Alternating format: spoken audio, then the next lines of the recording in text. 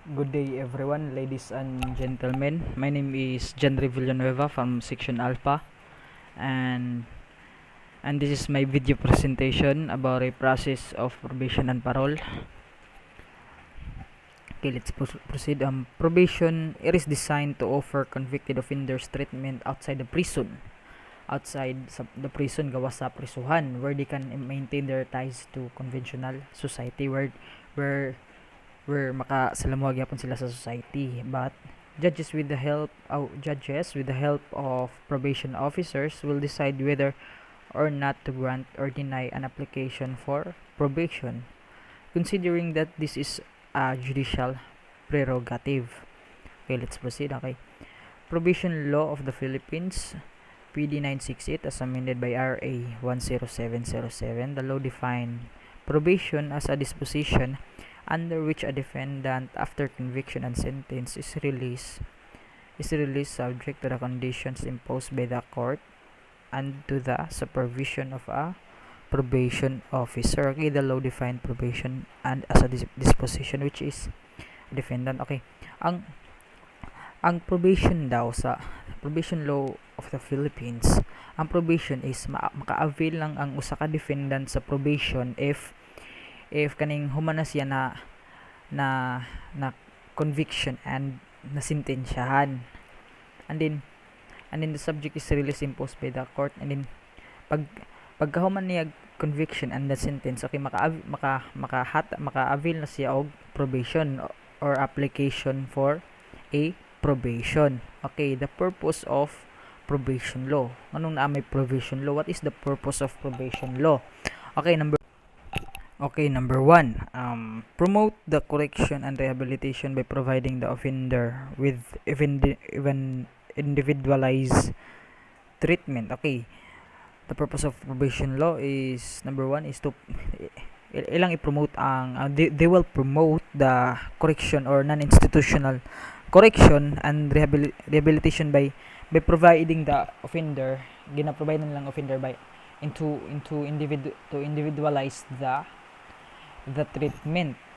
Wala na siya lang kaning individualize the treatment. So mingon ta kaning siya, wala na siya kaubang laing priso or sa sulod, kaning gitreat na niya ang iyang kaugalingon nga siyara. And then number 2 is provide an opportunity for the reformation of an offender, which might be less probable if he were to serve a prison sentence. Okay, provide an opportunity for reformation of a offender which might be less probable if he were to serve a prison sentence. Okay, prevent the commission of offenses. Okay, prevent the commission of offenses to prevent na makakommit pa siya more crime. Sakto po. Okay, next is we have the trial court may, after it shall have convicted and sentenced a defendant, and upon application by said defendant within the period for perfecting an appeal, suspend the execution of the sentence and place the defendant on probation. Okay, the trial court may after the defendant is convicted and sentenced, a defendant anapan by application, maghatag din siya application. After that, maghatag din siya application the defendant within the period of perfecting an appeal, and then isuspend na din ang yung execution of the sentence and place the defendant on probation. I-place na siya sa probation after he or she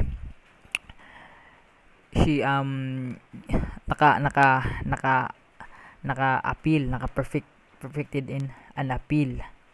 And then next is no application for probation shall be entertained or granted if the defendant has perfected an appeal from the judgment of conviction. PD 1990. In other words, the filing of the application for probation is considered as a waiver of the right to the accused to appeal. Okay, ang after na kaning convicted na siya, na sentensya na siya, tas nihatag siya application to nakatag na application ng defendant to to to have a probation. Okay, it doesn't mean madawat na din niya ang probation. The okay, ang gihatag niya nga probation, the filing, sa akong basahon, the filing of the application for probation, it is just considered as a waiver of the right of the accused to appeal, na maka-appeal siya og probation. Then an application for probation shall be filed with the trial court. Again, the filing of the application shall be deemed a waiver of the right to appeal. Then an order granting or denying probation shall not be appealable. However, an outright denial by the court is a nullity correctable by certiorari. An accused must fall within any one of the disqualification in order to be denied probation. Okay, yan. An order granting or denying probation shall not be appealable.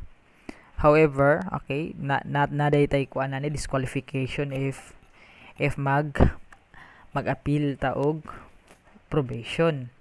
And disqualified offenders are sentenced to serve a maximum term of imprisonment of more than 6 years, and then convicted of any crime against the national security, or example, treason, espionage, piracy, etc., and then who have previously been convicted by final judgment of an offense punished by imprisonment of more than 6 months and 1 day, and or a fine more than 1,000 pesos as amended by section 2 RA 10707.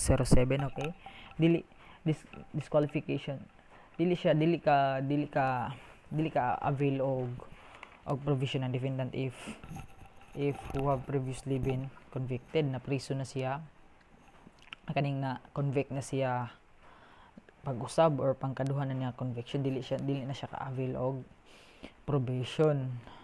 And then just punished by imprisonment of the more than 6 months and 1 day, dili siya ka-avail og probation if just punished by imprisonment of 6 months and 1 day.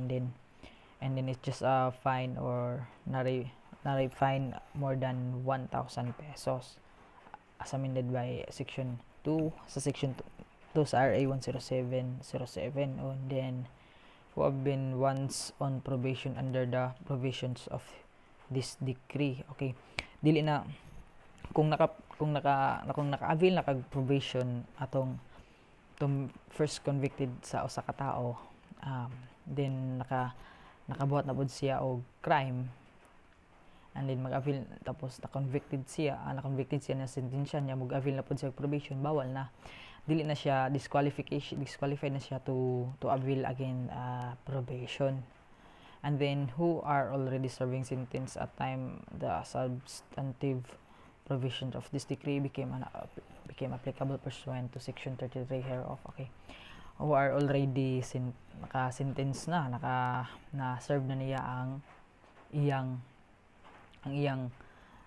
sentence, dili na maka-avail og or maka-apply og probation. And then next is obligations of a probationer. Okay, as a probationer, okay, this is number 1 is this is a mandatory obligations of a probationer. Okay, present himself to the probation officer within 72 hours from receipt of probation order.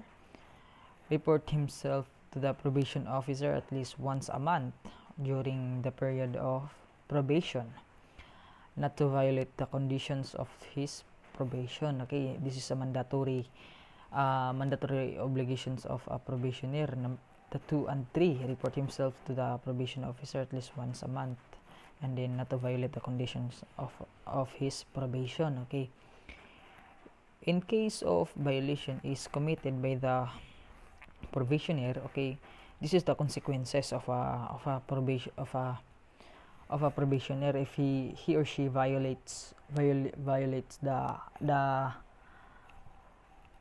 the conditions. Okay, the court, after considering the nature and seriousness of the violations of probation, if any, may issue a warrant for the arrest of the probationer. He is then brought to the court immediately for hearing. Okay, the court, after considering the seriousness of violations of the probationer or of the probationer, na-issuehan dayon siya og kaning warrant of arrest para dakpon, din dalon din siya sa korte for hearing, then which is summary. If violation is established, if na-establish or na patunayan ang iyang violation, the court may revoke, tanggalon or i-continue ang iyang probation, and i-continue ang iyang probation but modify the conditions or pataason pa ang conditions. And then if gitanggal ang iyang probation, the probationer shall be ordered to serve the sentence originally imposed and shall commit the probationer. The order of the court is not appealable. Okay, the probationer shall be ordered to serve the sentence originally. Okay, if na-revoke, if natanggal ang iyang probation, the probationer iyang i-serve ang iyang sentence originally dito sa institutional or sa prisuhan yun, sa jail. And the next is final discharge of probation implications. A final discharge of probation shall operate to restore the probationer all civil rights, laws or suspended as a result of the conviction, and to full discharge of his liability for any fine imposed. Okay, final discharge of probation implications. So after the probationer nga iyan ang na-serve tanan sentence niya as a non-institutional correction or sa iyang probation, after ato mabalik na tanan, ma-restore na sa probationer ang iyang all civil rights, ang iyang makatungod, wala na conditions, tanggal na ang kung sa tong condition sa probation officer, mawala na siya civil rights, and then suspended as a result of the conviction, wala na, suspended ang conviction, and to full discharge na of his liability for any fine imposed, wala na fine. And then next is parole. Okay, what is parole? A parole is a conditional pardon.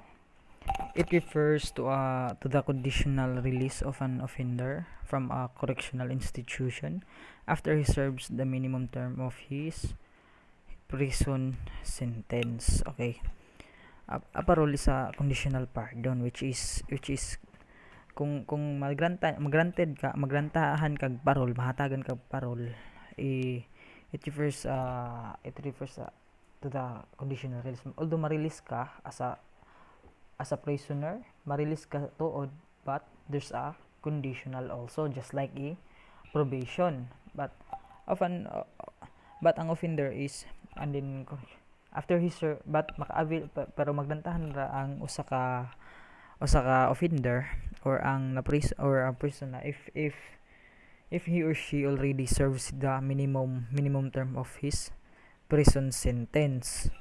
And then next is parole system. Okay, parole system. Okay, the board of parole should have vested by law wide latitude of powers which include the following. Okay, to set terms of parole, to set terms of parole. Okay, to set para to set ang parol kung kinsay magrantahan og parol, and then to decide who shall be released on parole from among all inmates eligible. Okay, to decide kung kinsa tong marilisan og marilis og parol sa tanan inmates, kung kinsa tong eligible nga magrantahan og parol, and then to determine the date of release, to decide revocation of actions, and then to administer the agency responsible for parole supervision sometimes. And then next is institutional parole officers. Okay, what is institutional parole officers? Okay, akong basahon ng definition ng institutional parole officers.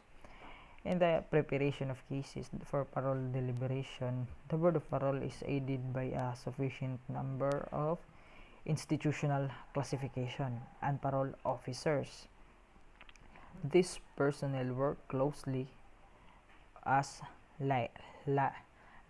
liaison officers between the Board of Parole and the prison, and are in close contact with the parole officers in the field who supervise the parolees after release. Okay, that's the definition of the institutional parole officers. Okay, the institutional parole officers, which they will be the one that who deliberate, or the Board of Parole is aided by a sufficient number of institution classification and parole officers. Okay, they'll be the one, ang institutional parole officers, they'll be the one that who keeps up to date the running case.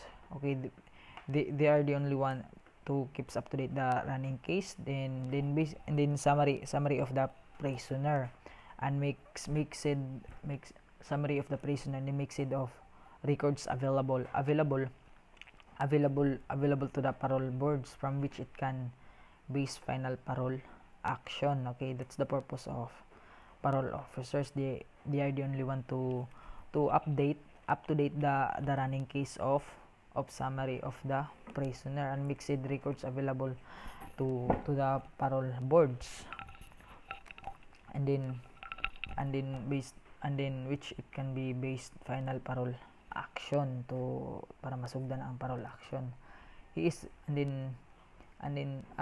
Ang institutional parole officer, responsible po ni siya sa preparation to the admission summary of the prisoner, which includes the record of the present and previous criminal offenses, which is like such as social history, religious history, psychological and psychiatric study, and then ang ilang employment and educational accomplishment, tapos ang ilang complete analysis of the community arid situation, and then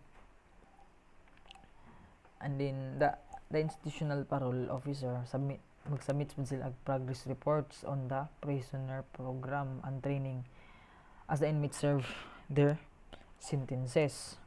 And then administrative structure. Okay, what is administrative structure? Okay, there are four plans or structures by which parole is administered, namely. Okay, upat ka mga plano or structures ang parole administered. Okay, number 1 is the parole board serves as the administrative and policy making board for a combined probation and parole system. Most of the states of the United States fall under this plan. And then second plan that parole board administers the parole service only. The third plan is that the parole service are administered by the department which administer the prison and other correctional institution, and which department may or may not also include the parole board. Then the fourth plan is that the parole services are administered by the state correctional agency, which also also administered probation and penal institutions. Okay. And then ang ato ang parole system in the Philippines is under sa number 3 ang the third plan or structure is that the parole services are administered by the department which administers the prison and other correctional institutions, and which department or may not also include the parole board. Okay, the parole system in the Philippines falls under the third plan, under the third plan. And then generally a parole office headed by an executive officer called parole administrator. Okay, ang head sa atong parole ang head sa parole executive officer ginatawag diri sa Pilipinas og parole administrator or chief parole officer. And then si chief parole officer siya mag-execute sa mga policies, hindi mo formulate sa mga board of parole, and then og mag-carry sa functions sa parole. And then let's proceed to parole investigation. Ang parole investigation is responsible for conducting pre-parole investigations. Purposes of pre-parole investigation. Okay, number 1, to bring case history facts up to date, and 2, to verify parole plan or work and residence. Okay, ang mo ni ang kuan kaning parole investigation. And then ngano mang namatay parole investigation, because ngano mag-conduct pre-parole investigations. The purposes of pre-parole investigations sa akong giingon pa lang ganiha, to bring the case history facts to up to date, para updated yun, to verify parole plan or work and residence nga naman, because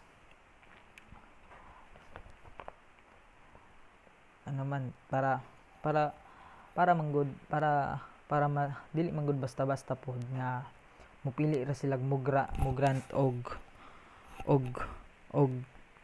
inmate, og mo grant sila sa inmate og parole, dili basta-basta kay basin maka-harm sa society. That's why we have a parole investigation, kay without the parole investigation walay makabantay sa inmate kung angayan ba siya makadawat og parole or dili. That's why we have a parole investigation. And then let's proceed to parole selection. Okay, kung may parole selection, we have also, then this is our tools in selection, which is the pre-board summary, the parole referral summary of the classification of committee, and then the final pre-release progress report. Okay, the pre-board summary, this document is prepared by the ang pre-board summary is this document is prepared by the institutional officer. Okay, it a brief summary of the inmate's case, including his case history and the salient points which are considered necessary whether or not parole is to be granted. Okay, see the pre-board summary. This document is ang in charge ani nga document, which is the parole officer, and then a brief summary niya yung tanawon ang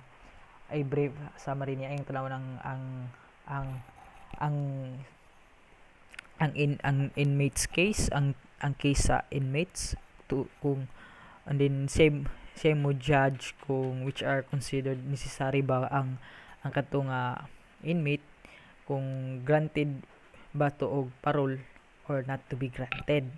And then the next is we have the parole referral summary of the classification committee. Okay, this document prepared by the Prisons Classification Committee for the use of the Parole Bureau. The purpose of this summary is to, okay, this document is gina prepared po siya sa persons by the Persons Classification Committee for the use of Parole Bureau, prisons classification. So nagid siya sa prisuhan. He or she the only one do classification committee. Siya ang purpose niya nganong siya ang naga prepared ani nga document because the prison considers to be essential for the best interest of the parolees and the protection of the society. It contains an appraisal of the prisoner's personality and his needs for adjustment upon return to society. Okay, this is the only one. Kani importante po din pre-board summary, the parole referral summary, because this is the only one if the parolees and the protection of the society for the protection of society, and that's why this is a very important also. And the next is pre-release progress report. Na institutional classification committee also prepares this document. Maparehar gyapon ang institutional classification, just pareha, it is the same person ra gyapon sa parole referral summary ug sa pre-release progress report. Sa nara gyapon sa institutional ang mag prepared ani nga document. Okay, in this report the professional contributes of the reception, ang kani siya nga progress report, kaning the final pre-release progress report, nganong nani siya kay in determining the prisoner's eligibility for parole and in preparing his parole program or ang condition sa iyang parole program. It outlines the treatment program of the parole. Okay, na dito ang outline sa kani nga document, na dito ang outline kung ang program sa parole. Okay, contains, and also it contains certain suggestion of the prisoner's program during the remaining weeks of his stay in prison. The parole officer use it as reference and guide. Okay, this document is used as a reference and guide of the parole officers. And then next is the importance of the parole referral summary. Okay, the importance. Then the importance of the parole referral summary. Okay, why it is important the parole referral summary? Because okay, nadiri ang final evaluation. It is the final evaluation, field officers of the parole final evaluation. Then in there will of the final evaluation of the effect upon the inmates of this investment of their welfare by society. And then okay, this is the final evaluation of the, without this document or ang parole referral summary, na possibility wala dili magrantan ang usa ka inmate og parole. Okay, so this is the importance good. Okay, field officers of the parole bureau, this document represent as a plan for the care and treatment of the parole. That's why this is very important. This document is to determination of the man's program upon release, after the siya nga na release mo. And then since it represents a comprehensive study by the institutional staff of his entire life. Okay, And then next is qualification of parole. Okay, we have a qualification of parole. Ano may qualification aning parole? Okay, the qualification of parole is after serving his minimum sentence, and then second is good conduct inside the jail, and then third is accept family when he or she released. And in disqualification, if we have a qualification, we have also a disqualification of parole. Okay, convicted of an offenses punishable by death, reclusion perpetua, or life imprisonment. Okay, disqualification of parole, dili siya magrantan og parole if he or she convicted of reclusion perpetua or life imprisonment ang punishable sa iyang pagka-convict. And then third is convicted of misprision of treason, rebellion, sedition, or codita. And then fourth is convicted of piracy or mutiny on the high seas or Philippine waters. Fifth, habitual delinquents. And then sixth, escape from confinement. And then seventh, violated by any conditions of conditional pardon. And then eighth, maximum term of imprisonment does not exceed 1 year. And then 9, suffering from mental disorder. And then 10, conviction is on appeal. And then 11, have pending criminal cases. So those are the disqualification of parole. So that's all. Thank you for watching my video, and God bless, keep safe, and bye bye.